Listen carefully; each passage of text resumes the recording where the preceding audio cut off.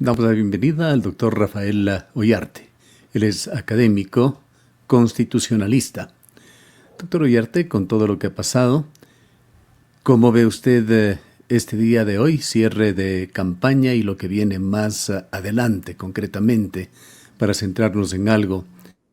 Con licencia o sin licencia, el día de hoy puede hacer campaña el presidente de la República y más allá de si puede, que ya hemos visto que sí puede, debe hacer. Don Gustavo, un placer estar con usted, con todos los amigos de Antena 1. Creo que ya ese debate de si el presidente necesita o no licencia para hacer campaña, creo que ha concluido y ha concluido en razón del tiempo. Tal vez mucha gente, especialmente en la oposición, esperaba que la Corte Constitucional, respecto de la emisión de los decretos de encargo de la presidencia a una vicepresidente designada, la señora Gelliver, iba a decir varias cosas. Muchos esperaron con marcado optimismo, pero también desconocimiento respecto de cómo falla la Corte Constitucional.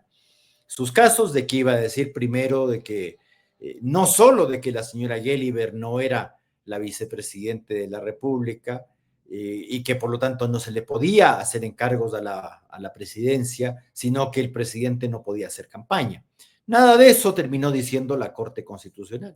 La Corte Constitucional terminó diciendo lo obvio, y lo obvio es que producido una causa de ausencia temporal o definitiva del presidente de la República, no se requiere un decreto del propio presidente de la República para encargar la presidencia, porque la presidencia no se encarga. Cuando se produce una causal de ausencia temporal o definitiva, asume la presidencia el vicepresidente de la República. Me explico, es como que si el día de mañana, Dios no quiera, pero en Ecuador eso ha ocurrido, a un presidente de la República lo secuestran, como ocurrió con León Febres Cordero, como que se requiriera un decreto del secuestrado para decir se ha producido una causa de fuerza mayor y por lo tanto le encargo la presidencia al vicepresidente. Eso es una cuestión imposible, porque la fuerza mayor es el imprevisto imposible de resistir. ¿Ya? Por eso es que en Ecuador nuestro Código Civil asimila fuerza mayor con caso fortuito. ¿Ya? Entonces se habla de los hechos de la naturaleza y también de los actos de autoridad. Muy bien, entonces la Corte dijo no se necesita un decreto para que se constate un hecho, porque la fuerza mayor es un hecho. El caso fortuito y la fuerza mayor son hechos. Entonces, si se producen esos hechos, el presidente de la República se enferma, lo secuestran, tiene un accidente de tránsito, cualquier cosa de estas, asume la presidencia el vicepresidente de la República. La gente esperaba, algunos de que, y entiendo yo que ese era el afán de la señora Abad, de que la Corte dijera, y la vicepresidenta, la cual usted, la que tiene que asumir las funciones es la señora Abad. Segunda mandataria electa, que no cumple las funciones que le encarga el presidente de la República, porque en eso también hay que decirlo, la señora Abad es renuente de cumplir el cargo vicepresidencial. Si la señora Abad cree que su única función es asumir la presidencia de la República, creo que se olvida de la mitad del artículo 149 de la Constitución. El vicepresidente de la República, mientras no reemplaza al presidente de la República, debe cumplir con las funciones que éste le asigna. Entonces, no es que yo soy vicepresidente para lo que me gusta y no soy vicepresidente para lo que no me gusta.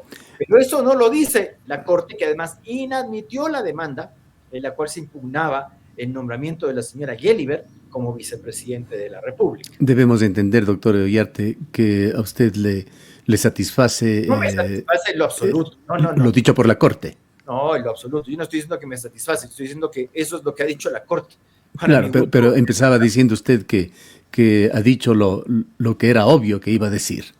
Es que es, a ver, cuando digo lo que dijo la Corte es lo obvio y natural, yo no necesito un fallo de la Corte pues para que me diga que así son las cosas. Ya, pero se ha criticado mucho a la Corte, se ha hablado de opacidad en su accionar, de que ha tomado decisiones o ha dado mensajes un tanto ambiguos, no ha sido claro, por ejemplo, sobre quién es la vicepresidenta, tampoco clara o ratifica los temas de qué es fuerza mayor. ¿Sabe por qué? Vea el voto salvado de Enrique Herrería, porque al menos el juez de Herrería en esto es claro y directo, y de hecho tenemos una jurisprudencia previa que indica cuáles son los actos administrativos de carácter general, porque esto es una acción de inconstitucionalidad. Es la acción de inconstitucionalidad, y lo ha dicho reiteradamente la Corte, tanto en las acciones de inconstitucionalidad de acto normativo como de acto administrativo general, no se resuelven causas concretas, no se definen los derechos fundamentales de los justiciables, es una cuestión absolutamente abstracta en la cual vamos a comparar si el acto normativo o el acto administrativo general es conforme o no a la Constitución. Es decir, usted no va a resolver situaciones jurídicas individuales. O sea, jamás podía resolver, como en efecto no ocurre, de que la señora Abad es vicepresidente, que si la señora Yeliver es vicepresidente, si se presentó o no se presentó en el caso concreto una fuerza mayor. Por eso es que el juez Herrería dice, vea, al final no lo dice así, lo leo yo así. Ustedes de gana se enredaron en esto, porque intentan decirme que un nombramiento, que es de lo que estamos discutiendo, y un encargo, no son actos administrativos generales, sino que son sui generis, porque la Corte no se atreve a decir eso. Y que claro, dice, es que son un poco individuales y un poco generales. Y se queda ahí. Y ahí la Corte se entrampa. De gana la Corte se entrampó. De gana. ¿Cuántas veces la Corte te ha dicho que esta clase de actos no son impugnables en acción de inconstitucionalidad? Vea varios casos, la carta de intención con el Fondo Monetario Internacional, el nombramiento de fulano de los palotes para tal cargo, ese tipo de cosas. De ganas se enredó la Corte, porque la Corte quiso asumir competencia sobre un caso, para finalmente decirme, vea, es inconstitucional porque no existe el encargo de la presidencia. Sí, no existe. Un presidente de la República no puede decir, yo le encargo la presidencia a Rafael Ollarte, no puede hacerlo. Ya, entonces le dijo lo obvio, pero no lo que la señora Abad quería que le resuelvan, que es que ella es la presidente y que ella es la que debe asumir. Doctor Ollarte, yendo al tema de la licencia, le pregunto, ¿hay en la Constitución ese espíritu en el sentido de que un funcionario público en funciones no debe hacer campaña? No existe eso porque de hecho, le recuerdo que la Constitución del 2008 eliminó la licencia para los casos de reelección. Se lo digo clarito. La Constitución del año 98 establecía que el candidato a la reelección gozaba de licencia de pleno derecho desde el momento de inscribir la candidatura hasta la proclamación de resultados.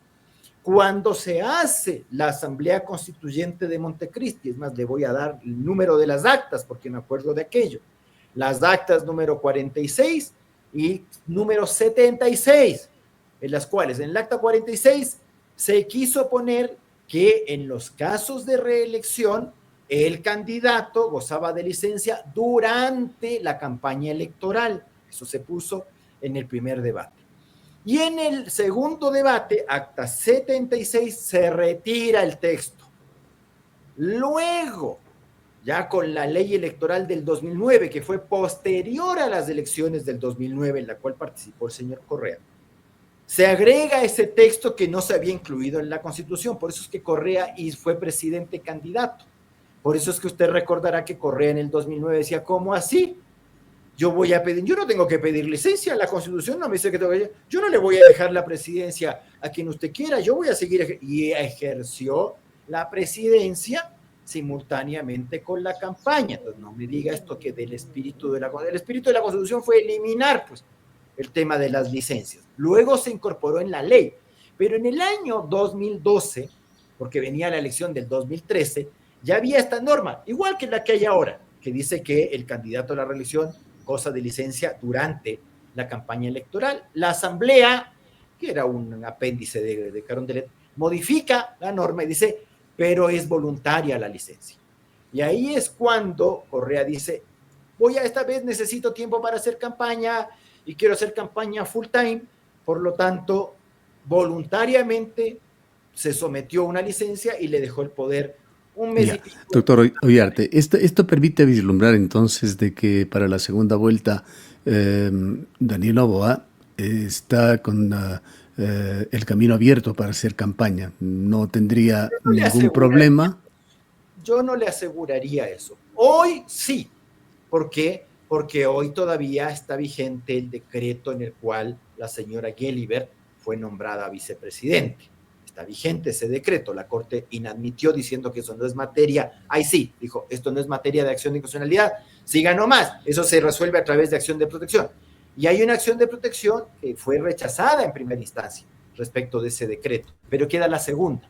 Entonces yo, como no veo el futuro, ¿ya? Y como no me gusta anticipar lo que van a decir los jueces, porque para eso hay que estar en el juicio, hay que conocer el proceso, ver los vicios que tienen las demandas o los vicios que tienen las defensas y también sus virtudes, yo no le puedo decir quién va a ganar ese caso. Pero pongámonos en el evento de que la Corte Provincial de Pichincha diga, no le podía designar a la señora Gelibert porque hay una vicepresidente en ejercicio que ha sido elegida, hasta ahí nomás llegaste, papito. Pero ahí también el presidente podría decir, bueno, yo no necesito pedir licencia y seguirá con esto. Y como no necesito pedir licencia para hacer campaña, haré campaña y seré presidente de la República. Bueno. Yo no le digo que mi respuesta sea satisfactoria. Nos queda una serie de dudas de por medio, pero hablemos de otra institución que tiene que ver con esto. Y usted recientemente tuvo un interesante artículo sobre instituciones huecas. ¿Cómo ve usted el papel que ha jugado o que ha dejado de jugar en lo que le correspondía la autoridad electoral, el Consejo Nacional Electoral, el Tribunal Contencioso Electoral?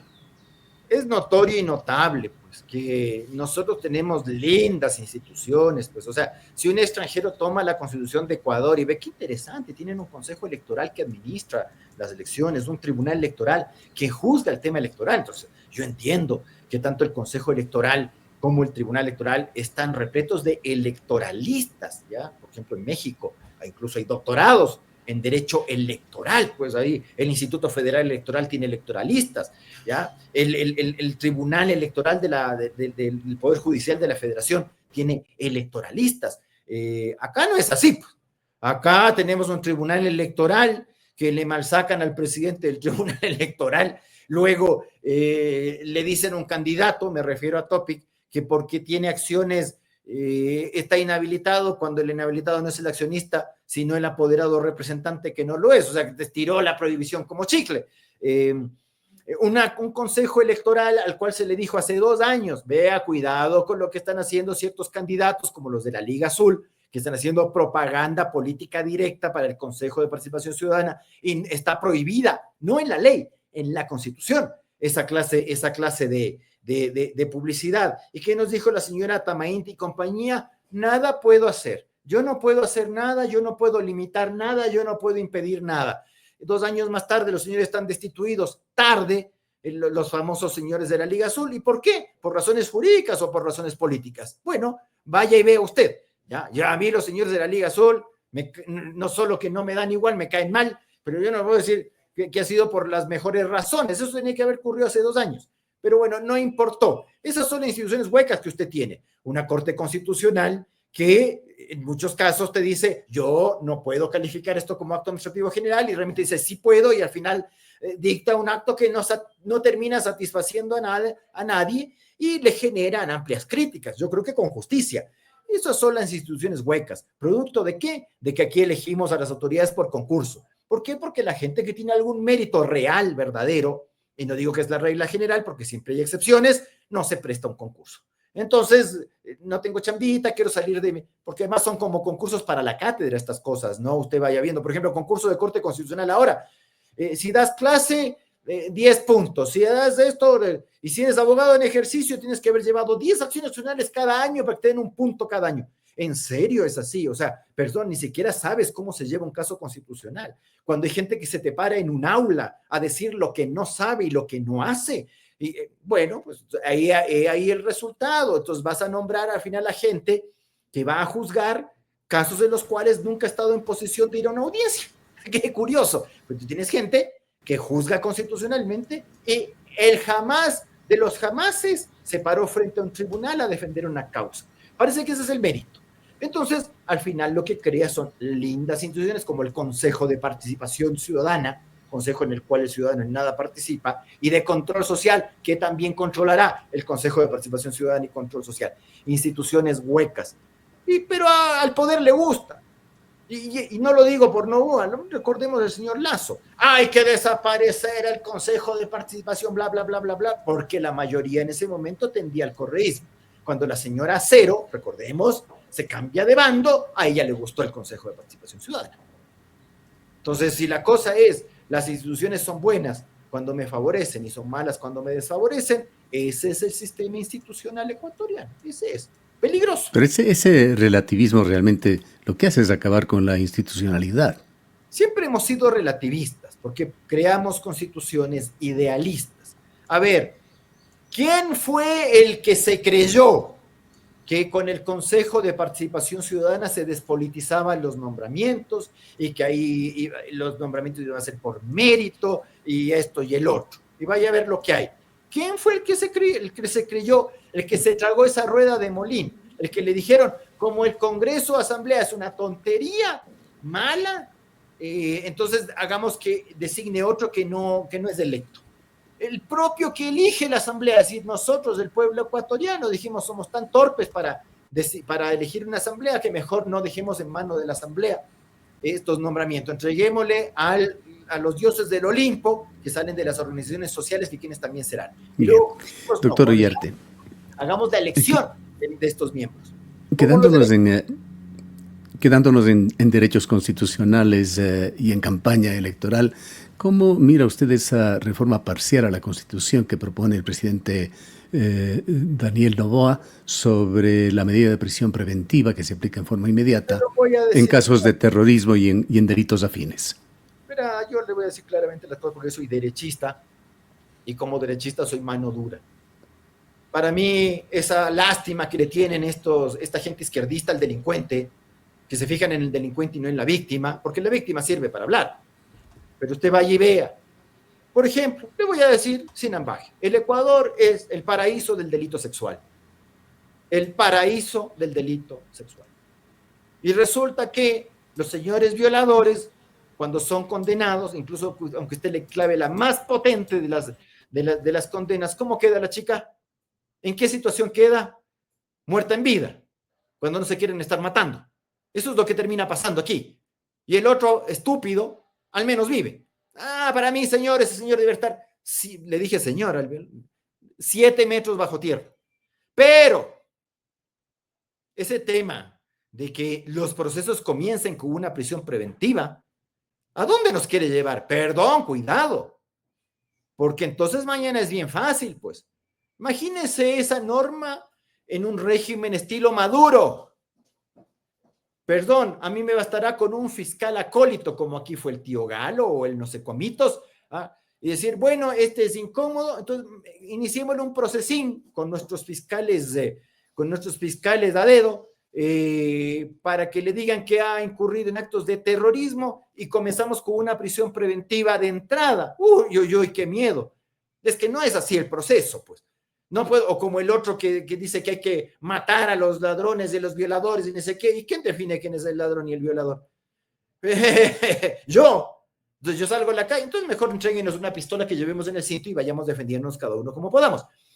Yo no puedo decirle a usted qué va a decidir la Corte. Lo que le puedo decir es que ha decidido en el pasado. Yo le recuerdo que hace mucho tiempo aquí hubo una reforma en el año 2005 que creó la detención en firme, que era cuando pasábamos de la fase de instrucción fiscal a la fase de juicio, es decir, ya había acusación fiscal y no había sobreseimiento, sino llamamiento a juicio, venía la detención en firme. El 2007 fue declarada inconstitucional por el Tribunal Constitucional. Y no era un Tribunal Constitucional XYZ el que declaró esa cuestión. No era la Corte Cervecera, ni era la Corte de lujo, ni los académicos. No. Era una Corte bastante seria, presidida por el señor Velázquez, además. ¿Ya? Una Corte de juristas. Y esa Corte dijo, con el dolor del alma, porque esa gente era medio derechosa, dijo, esto es inconstitucional porque la Constitución y la Convención Americana indican que la prisión preventiva es excepcional, no es la regla. Entonces usted contradice también a la Corte Interamericana. Sí, a esa cosa, pero bueno, hay que decirlo. Las medidas cautelares tienen un fin, asegurar la inmediación, es decir, que el procesado esté dentro del proceso y asegurar la eventual ejecución de una sentencia condenatoria. No son sentencias previas, hay que tener cuidado con eso. Y no sé si esta corte, o como venga la renovación, le dirá al presidente si puede, porque ya le han dicho que no se puede hacer esto a través ni de reforma parcial, peor de enmienda. Quería preguntarle en qué medida el presidente de la República, Daniel Noboa, ha contribuido a ese artículo de la Constitución, corríjame si no es del artículo 5, que señala que el presidente de la República tiene como primaria obligación hacer cumplir y cumplir la Constitución. Es el 147, número 1 de la Constitución. Muchas gracias. Dentro del campo de sus competencias. Recordemos Pérez Cordero. Claro, la Constitución antiguamente, Constitución del año 78, 79, decía que función del presidente era cumplir y hacer cumplir la Constitución y las leyes. Así. Y claro, Pérez Cordero decía que yo tengo el deber de cumplir y hacer cumplir la Constitución. Entonces, si yo creo que algo es inconstitucional, entonces yo digo que es inconstitucional, y no había tribunal de garantías constitucionales, como se llamaba, que valiera. Por eso recuerden los tanques en la Corte Suprema. El Congreso en el año 84 hizo una designación ilícita de magistrados de la Corte Suprema, pero vea que magistrados presidía el doctor Carlos Medina, no cualquier guarizapo, ¿no? Ya, entonces era una cosa, y era inconstitucional el nombramiento, a mi juicio, sí. Pero Félix Cordero dijo, entonces, como yo tengo que hacer cumplir, yo rodeo el Palacio de Justicia y no les dejo que se posesione. Por eso es que a partir del 98 se puso en la Constitución que la misión del presidente de la República, el deber del presidente de la República es cumplir la Constitución, por supuesto, la fuente de su poder, y hacerla cumplir dentro del ámbito de sus competencias. Es decir, él le tiene que imponer la Constitución ¿a quién? No a los prefectos, a los alcaldes, al contralor, sino ni a los jueces, peor a los jueces, sino a sus ministros, a sus subsecretarios, a sus delegados. A ellos les tiene que obligar a hacer cumplir la Constitución. Ya, pero ¿y cuál sería la respuesta a mi pregunta? ¿Cuánto ha contribuido el presidente de la República con respecto a estas obligaciones? Lo que pasa es que la asesoría jurídica presidencial es bien mediocre, ya, de gana miso. Es que no quiero ser ofensivo, a veces la gente se ofende, pero a mí me parece que la asesoría jurídica presidencial hace rato que le debe mucho al presidente de la República, pero el que nombra al asesor jurídico de la presidencia es el presidente de la República. Entonces, el que le hace meter las patas en muchas cosas al presidente de la República, a pesar de que debo decir que el presidente Noboa tiene buena estrella, porque a otros se lo van nomás cascando, ya con estas cosas que ha hecho de declararse el mismo que la vicepresidenta está en ausencia temporal, cuando eso lo declara la Asamblea, pues no el presidente de la República, de que ha abandonado el cargo, perdón. Eso lo declara la Asamblea, pues, ¿ya? Y con calificación previa de la Constitucional. Ni eso pudo decir la Corte bien, vea, en este fallo mal dado. Entonces, vea, la costumbre nuestra es saltarnos la Constitución, esquivarla, darle la vuelta, porque a nosotros nos encanta la Constitución en la parte que nos gusta. En la parte que nos gusta la Constitución es una maravilla, pero en la parte que nos disgusta, ahí sí no. Bueno, entonces, vea, si me van a seguir diciendo de que hay que cambiar la Constitución, al menos acláreme en qué quiere cambiar. ¿Qué quiere cambiar? Que haya la elección intermedia. No ha de querer. Que el poder de veto no sea el poder de veto exacerbado del texto original de la Constitución del 98 con la del 2008, y no esta cosa guachenta que quedó con la reforma del año 2024. Dígame qué quiere cambiar, presidente. Dígame, porque al menos, por último, la Corte te pide que le des luces sobre lo que tú quieres modificar. ¿Quiere desaparecer ese Consejo de Participación Ciudadana? Vaya nomás diciéndonos. ¿Quiere cambiar el sistema económico estatizante? Pero lo que pasa es que el presidente de la República se declara izquierdista, entonces no creo que le guste entonces cambiar el sistema económico izquierdista. Bien. Le agradecemos mucho por su presencia, doctor Oyarte. Siempre un placer. Han escuchado al doctor Rafael Oyarte, constitucionalista.